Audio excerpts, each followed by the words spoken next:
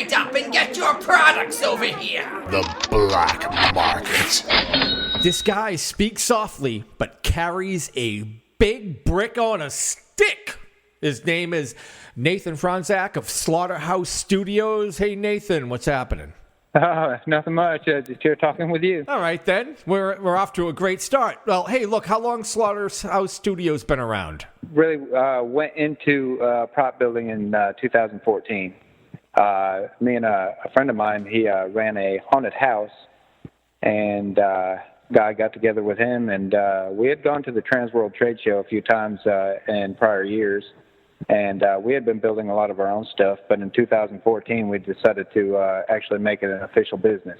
So you're not in the haunt industry? You don't work at a haunt?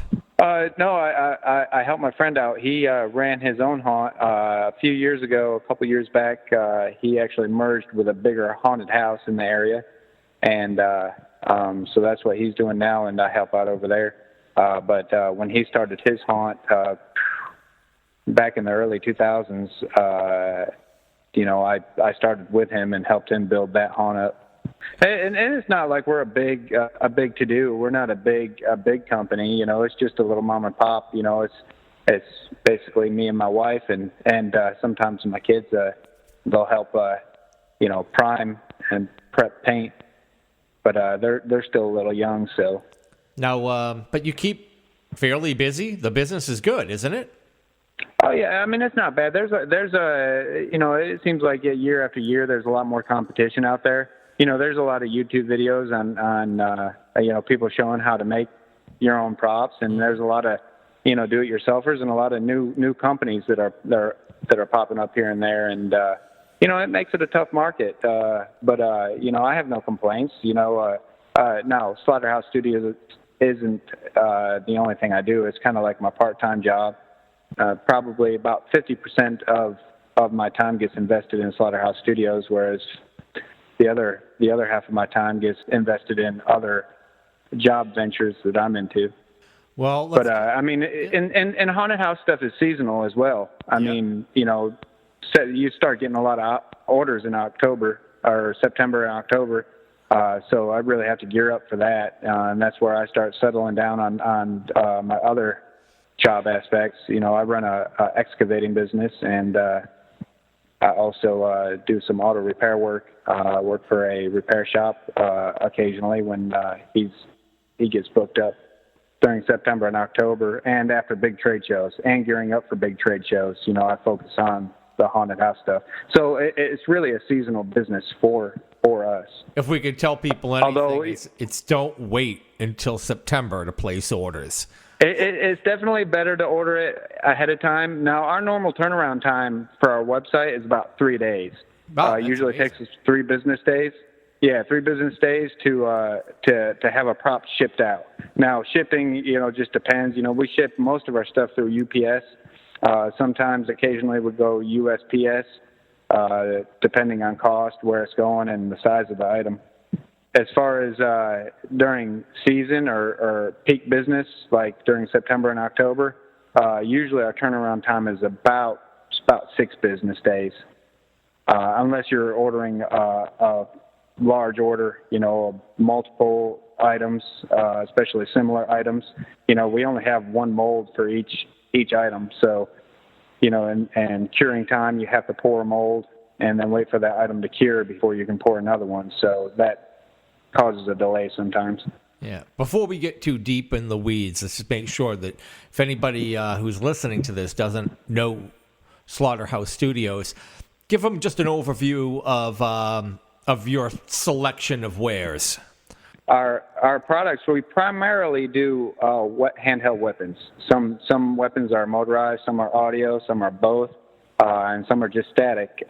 We do a few bodies. We've gotten into some more bodies over the past couple of years.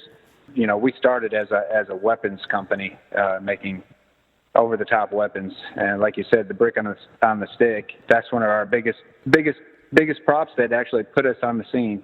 That was me trying to be clever. Yeah, was it? Yeah, I wasn't, but I was trying. Yeah, your melee weapons and all. I mean, you have quite the smorgasbord of weapons, and obviously they're huge. They're pretty much over the top, but they really stand out. And that's what makes them unique, I think. We try really hard to make them look realistic too. We're not a big fans personally of the fake looking apocalyptic stuff. We want something that looks real, like it came straight from Mad Max or straight from a real life scenario. And I'm sure you can see that, when you look at our website, a lot of our props are very realistic, Absolutely. Whereas there's other props out there, that are available on the market that just look fake. So, I mean, we try our best to if we're going to do something, we make it look as real as possible, like it could be a real thing. Some of your props have looks like they have leather straps on the handle or rope. And I mean, you have some great detail that make them definitely help it pop and make it look more authentic. Yeah. Anywhere possible, we use real wood and real rope. We don't mold that into our. We don't put that in our molds. So it's real rope. Anytime you see rope on any of our props, chances are it's real rope. Yeah, you use a couple of different types of wood, I think, for depending on the prop, depending on what kind of handle it is. Yeah, I think I heard you mention. What are the different types of wood that you use on some of the weapons? Like a lot of our axes and the real,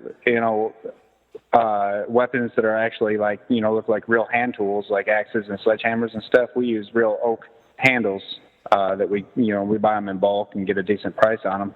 A lot of our clown stuff, like if it's a clown mallet, that's just universal poplar wood. And there's no reason to have that made out of oak because we're usually painting the handles and with the clown props anyways.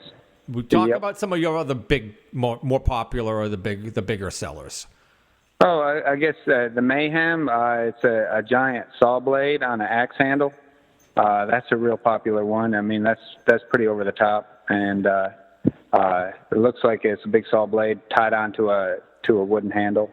And our chainsaws and our rubber chainsaw blades are really popular, especially for haunted houses. And that's where we sell most of our stuff too. A lot of the bigger haunted houses and amusement parks, where liability is, they need foam weapons just for liability purposes, rubber blades, and our chainsaw blade, it would have to be one of our best selling items. I mean, because it looks very realistic. You have a number of different chainsaws, and I noticed the ash. Like the ash, like you kind of put your hand in from like ash from the Evil Dead. Now that one's static. That the foam blade on that doesn't spin, or the chain. But you do have some of the chainsaws where it actually spins, correct? Yeah. We developed a actual plastic or a resin bar that we build a rubber chain for, and it actually spins.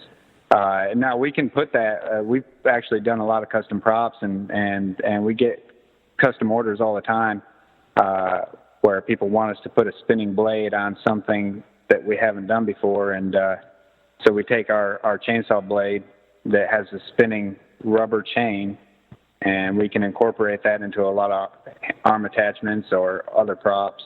Buddy of mine, JT, who's on the show with me, he does Q-Line over at the Bait, so he's purchased like your equivalent of Lucille, the bat with the barbed wire on it. He's picked up. The crazy thing is we had that out long before.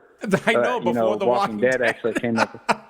I think we had it probably almost 3 years before it showed up on the TV show, and the one on The Walking Dead looks very similar to ours. Maybe Kirkman was which actually it helped us, because as soon as it showed up on the TV show, our sales on that particular prop went through the roof. You have the bush axe and like the scythe and a whole bunch of. Talk a little bit about those. Oh, the scythe, like the Grim Reaper scythe. Yeah. That's actually a pretty popular one too. I'd have to say it's probably currently the best one on the market. I mean, there's other companies that have made them, are currently making them, but as far as realistic. I mean, this one's got a full wood handle, and we can actually make it in pretty much any length that a customer wants. We've had several orders this year for that prop to be made, larger than life, over 6 foot tall. So, and that's very doable. What's the rough size of the handle and the blade on the most common? Well, the common one, like if you just go straight to our website and buy it off our website and don't add any notes and don't make any special requests on it, it stands about 5.5 foot tall once it's fully assembled. Now we ship that one because of the shape and the size and shipping purposes, so it doesn't get damaged. We ship it disassembled, so that the actual scythe head is not attached to the handle. And once you get it, you put the head on the handle and you can glue it on, or it's actually a really tight pressed fit, and you don't have to glue it on as long as you're not going to be swinging it around too violently. The head won't ever come off. But it stands about 5.5 foot high, standing on the ground upright once it's put together. How did you learn your craft? Self-taught, really. I'm, out of high school, I went to a tech school for automotive mechanics, and I was a mechanic, BMW master mechanic for about 13 years, and I left that to pretty much start and do the Halloween props. And self-taught is, working with a friend of mine, Al, and working at his haunted house and just building stuff for him. The biggest thing in creating this kind of artwork is knowing the material and how material reacts and what materials are compatible with other materials and it's investing the money and the time to play with the different materials. That's really the biggest key, in my opinion. You get a line of non-pneumatic. I mean, they're animatronic, but they run on 12 volts. You've got a couple of different props there that are great for, especially if, like I say, if you're not running pneumatic lines, or you have an area that's hard to get the lines over, or pressure and a number of other issues that you can run in with running air. Talk about some of those products. Well, that stems from us running our own haunted house. We were just a small haunted house, me and Al and everybody else that helped out when we were doing a Slaughterhouse horror experience. And we didn't have air in 2 of the main buildings. And throughout the haunted trail and anywhere else that we put up carports or anything, we didn't have access to air, and it was just not really cost effective for us to run air all the way out there. So that stems from those days when we ran that haunted house, just knowing that it's, a whole lot easier just to be able to plug something into 120 volts and it's ready to go. There's a drill. What is that called? We have a drill press. I'm not sure what we have it labeled on our website. Oh, okay. Whatever. But it's a drill. It's an over-the-top drill press. It drills through a woman. Now we've had orders where we changed out the woman for a man body, which that's no big deal. But not everybody wants a woman getting chopped up or beat up or abused. So. But on our website, we market it as... The environment is very, like that nowadays. So, yeah. So, and you also have it's not... the blade doesn't... Does the blade spin? There is one where you have like a circular saw that kind of cuts into a body. Yeah, we got a couple different versions. We got... The blade itself is about 27, 28 inches across. So it's a pretty big blade. I mean, it's over 2 foot. And we have a couple different versions where you can buy it where it's an overhead blade that actually slices through a body, or a blade that drops down and slices through a body. And we also have a 17-inch blade that actually drops down and slices through. And then we got a version where it just mounts in the table and it spins like it had already cut through the body.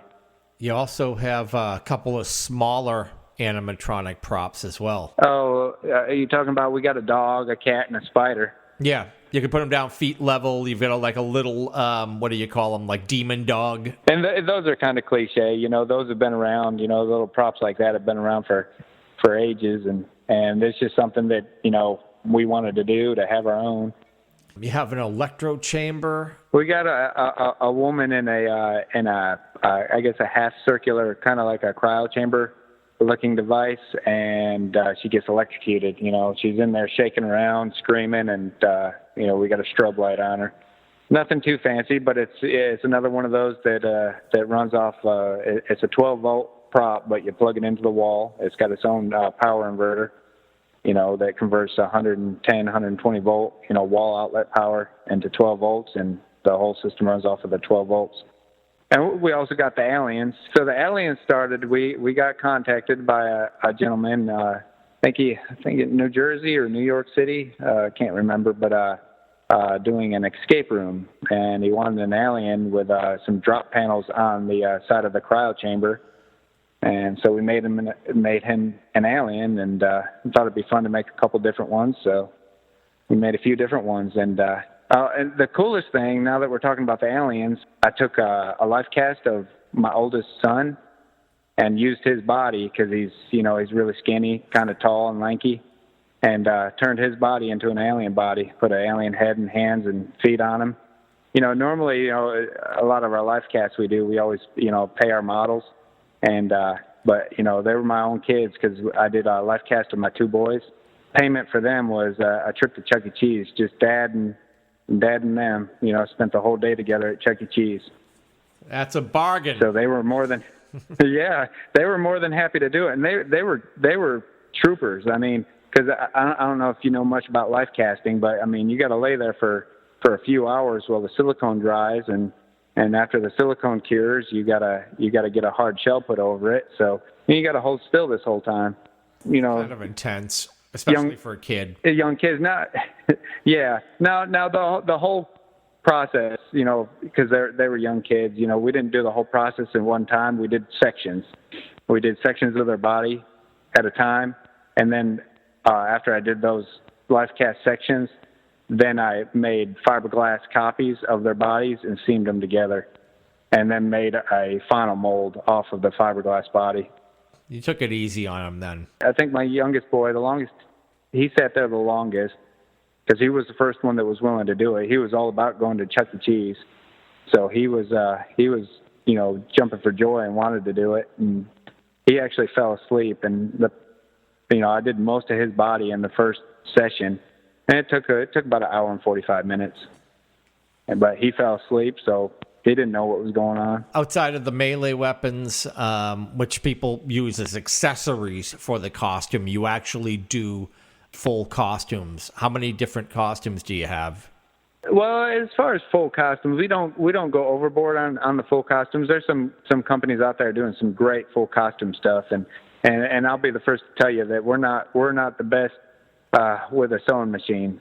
So there's definitely companies out there that make some great costumes, and I would recommend going to them as far as full costuming. But we do make some of the accessories like shoulder pads and shin guards, boot covers, and the different accessories for costumes. We sell spike strips for those people who want to make their own costumes.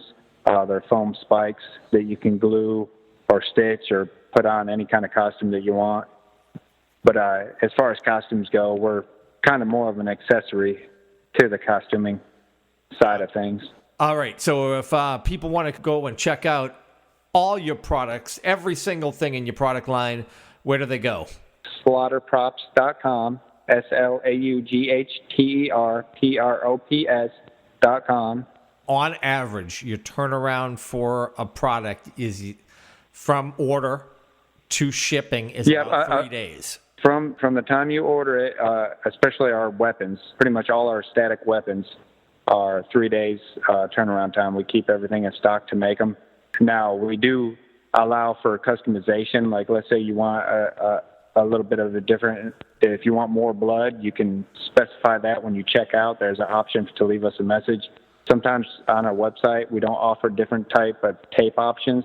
Some people like duct tape on their handle, other people like electrical tape, or other people might want, white baseball bat tape. And some of our products don't give that option, but if you leave us a message on checkout, we're more than willing to change it up a little bit. But that leads us into custom orders. We do customizations.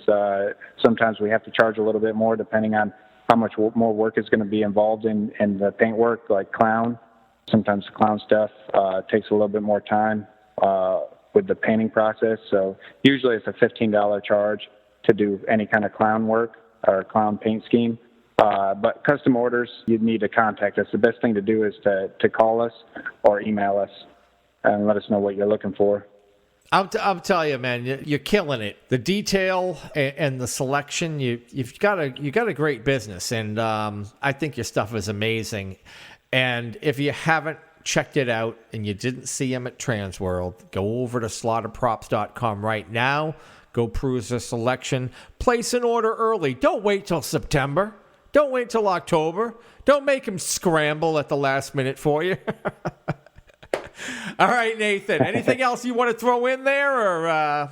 And like I said, everything that you order on the website or order from us is made after it's ordered. It's not. We don't have anything sitting on the shelf waiting, ready to ship out. So you're getting a customized piece and a brand new piece. Not something that's been sitting around. Well, Nathan, I appreciate it, and I hope you have a great season. All right, I appreciate it. I'm going now. Heaven help you. Please like and follow the podcast. Stalk us on Instagram, Facebook, and YouTube. Links in the description. And help us by sharing Hauntcast with all your haunted Halloween brethren. Until next time, stay scary.